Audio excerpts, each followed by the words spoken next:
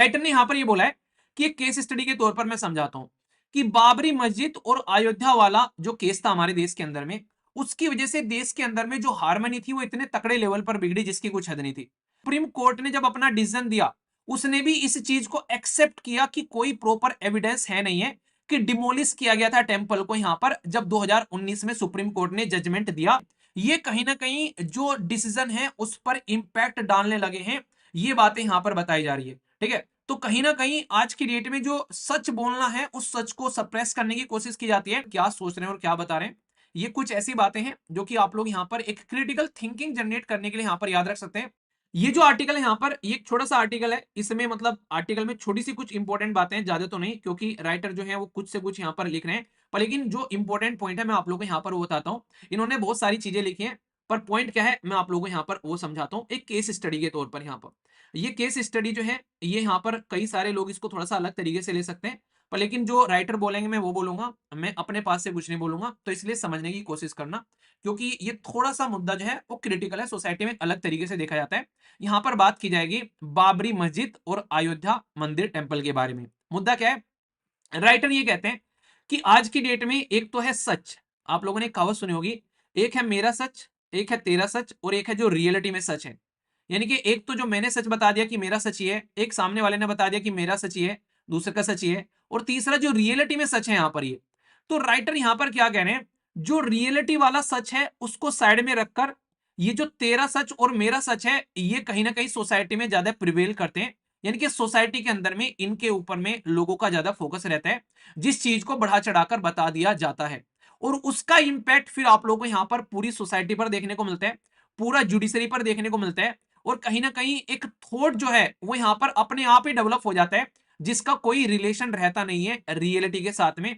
तो ये बातें यहां पर राइटर बता रहे हैं। अब इसका उदाहरण जो इन्होंने दिया है वो केस स्टडी के तौर पर यहां पर इन्होंने प्रेजेंट किया है, इसको आप लोग समझने की कोशिश करिएगा, और ये थोड़ा सा मतलब इमोशनली मत लीजिएगा, जो राइटर है मैं वो व्यू बता रहा हूं। ठीक है, मुद्दा क्या है सुनिए। यहां पर राइटर ने यहां पर ये बोला है कि एक केस स्टडी के तौर पर मैं समझाता हूं कि बाबरी मस्जिद और अयोध्या वाला जो केस था हमारे देश के अंदर में, उसकी वजह से देश के अंदर में जो हारमनी थी वो इतने तकड़े लेवल पर बिगड़ी जिसकी कुछ हद नहीं थी। अभी यहां पर जो हिस्ट्री है और जो हमारे देश के अंदर में जो आर्कियोलॉजिस्ट हैं खासकर, उनका आर्ग्यू ये है कि जो बोलते हैं कि राम टेम्पल था यहाँ पर, और राम टेम्पल को डिमोलिश कर कर बाबरी मस्जिद बनाई गई यहाँ पर। तो इसका जो पर्टिकुलर जो एक तरीके से आप लोग बोल सकते हैं जो सबूत है, वो सबूत प्रॉपर कोई प्रेजेंट कर नहीं पाया, ये राइटर बोलते हैं। यानी कि इसका कोई सबूत नहीं प्रेजेंट कर पाया कि ऐसा कुछ हुआ है। इसके बारे में एक यहाँ पर पर्शियन कोर्ट के अंदर में एक डॉक्यूमेंट था, बस उसको दिखाकर प्रेजेंट करने की कोशिश की गई कि ऐसा कुछ हुआ करता था।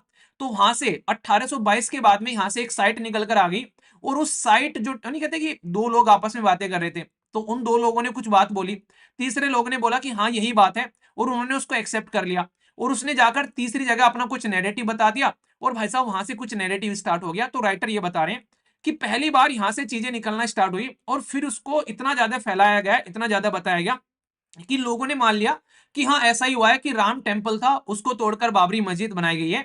जबकि सुप्रीम कोर्ट ने जब अपना डिसीजन दिया, उसने भी इस चीज को एक्सेप्ट किया कि कोई प्रॉपर एविडेंस है नहीं है कि डिमोलिश किया गया था टेम्पल को यहां पर, जब 2019 में सुप्रीम कोर्ट ने जजमेंट दिया। पर फिर भी सुप्रीम कोर्ट ने मंदिर बनाने के लिए उस साइट पर अलाउ कर दिया। क्यों?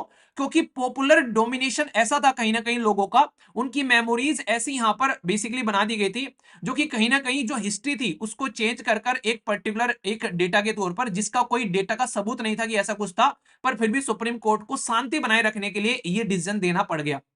ये यहां पर राइटर यहां पर बोल रहे हैं। ठीक है, मतलब सुप्रीम कोर्ट ने 2019 में जब ये बोला कि यहां पर टेंपल बना दो, सुप्रीम कोर्ट ने ये चीज एक्सेप्ट की थी कि कोई प्रॉपर एविडेंस अब तक मिला नहीं है कि टेंपल को तोड़कर यहां पर मंदिर को तोड़कर मस्जिद बनाई गई, इसका कोई एविडेंस किसी ने दिया नहीं है अब तक यहां पर प्रॉपर, जो कि सबूत के तौर पर माना जा सके। ये सुप्रीम कोर्ट ने खुद बोला।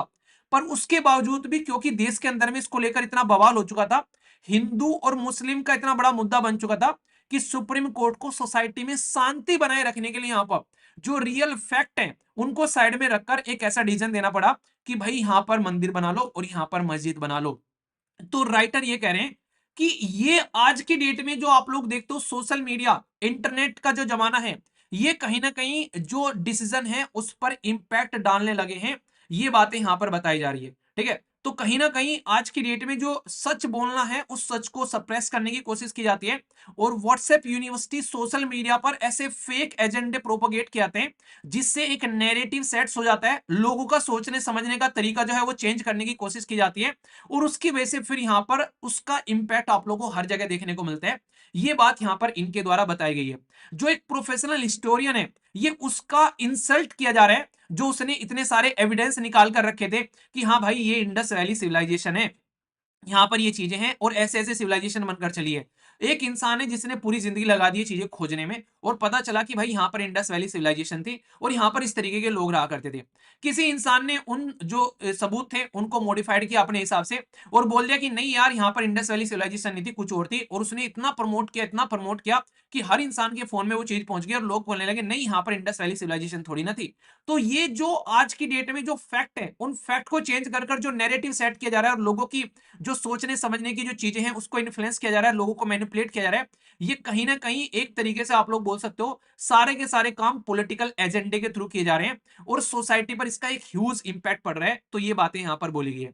तो राइटर जो है वो चाहते हैं कि भाई साहब जो सच हो उसी के बेसिस पर सोसाइटी के सामने चीजें रखी जाए, ना कि जो सबूत हैं उनको तोड़ फोड़ के मरोड़ कर दुनिया के सामने रखकर और फिर उनका सोचने का नजरिया चेंज करके, और फिर यहां पर वो अपने जो लीगल सिस्टम पर भी इंपैक्ट पड़े, यानी कि जस्टिस तक यहां पर सुप्रीम कोर्ट को चेंज करना पड़ जाए, ये मानते हुए कि भी कि कोई एविडेंस नहीं है। तो ये सही तरीका नहीं है एक सही सोसाइटी का, एक हम लोग एक सही सोसाइटी को आगे लेकर नहीं चल रहे हैं। ये अभी इस चीज को कर रहे हैं, आगे हो सकता है किसी और चीज को भी इसी तरीके से फैक्ट को तोड़ मरोड़ कर प्रेजेंट किया जाए। तो इससे नॉर्मल सोसाइटी का जो फैब्रिक है वो बहुत तकड़े लेवल पर एक तरीके चेंज होता हुआ नजर आएगा यहाँ पर, ठीक है। तो ये बातें बोल सकते हैं। तो ये मैंने बस आप लोगों को बता दिया कि राइटर क्या सोच रहे हैं और क्या बता रहे हैं। ये कुछ ऐसी बातें हैं जो कि आप लोग यहाँ पर एक क्रिटिकल थिंकिंग जनरेट करने के लिए यहाँ पर याद रख सकते हैं। और जो लिखने वाले हैं यहाँ पर ये जेएनयू के हैं, जवाहरलाल नेहरू जो यूनिवर्सिटी है उसमें यहाँ पर ये हिस्ट्री डिपार्टमेंट के टीचर हैं यहाँ पर, जिनके द्वारा ये मुद्दा यहाँ पर उठाया गया है, ठीक है। तो एक छोटा सा आर्टिकल था, एक केस स्टडी के तौर पर मैंने आप लोगों को यहाँ पर बता दिया है, ठीक है।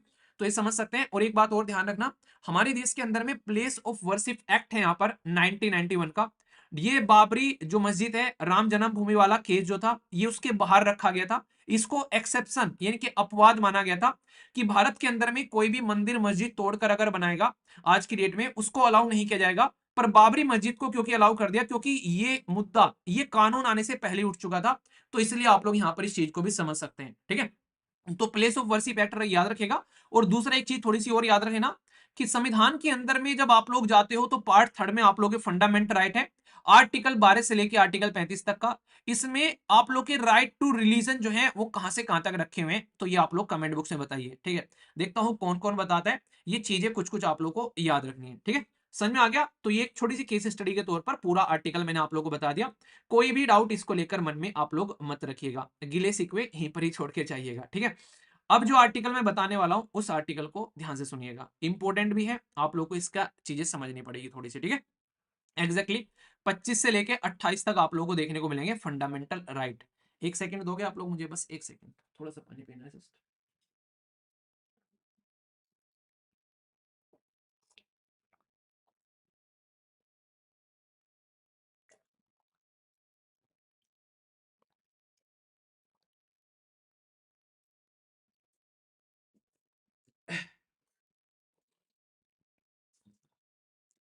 फीडबैक दे देना यार, जैसा भी आप लोग को ये आर्टिकल लग रहा है, जैसा मैं डिस्कस कर रहा हूँ, और आज का पैटर्न आप लोगों को कैसा लग रहा है, क्या इस पैटर्न में हम लोग लेकर चल सकते हैं।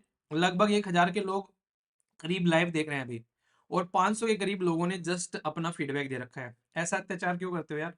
पसंद नहीं आ रहा है तो डिसलाइक कर दो, मैं तो कभी ये भी नहीं बोलता हूँ कि लाइक ही करने हैं। 2 बटन होते हैं, लाइक या फिर डिसलाइक, एटलीस्ट एक चूज कर लिया करो। 1 सेकंड लगती है आप लोग को, 6 से 7 घंटे की वीडियो प्रेजेंट की जाती है उसके लिए।